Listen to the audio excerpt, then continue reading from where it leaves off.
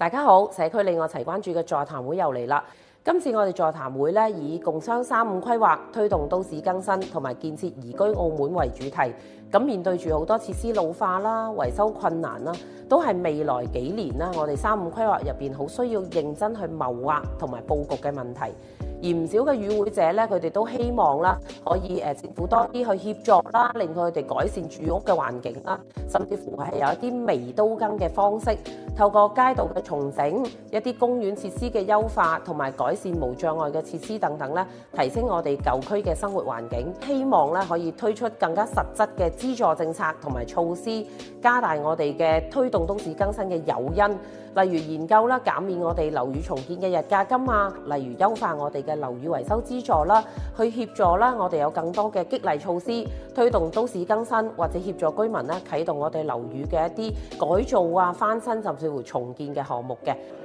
本澳30年以上嘅低層樓宇數量已經超過5000棟啦。即使政府係重視都更嘅工作咧，咁要喺短時間之內將佢全面更新重建，其實都係不切實際嘅。但係隨住時間嘅推移，上述嘅樓宇將會係更加老化，引發到水電、渠網等等嘅設施老化，以及係更加多嘅安全問題。若果以片區嘅方向推動都市更新，其實具有一定嘅難度。建議政府係採用微都更嘅一個方式，降低都更嘅門檻，減少都更嘅難度。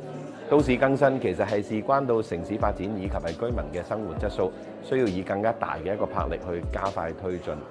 35規劃諮詢文本提出加力推進都市更新，希望政府優化樓宇維修基金計劃，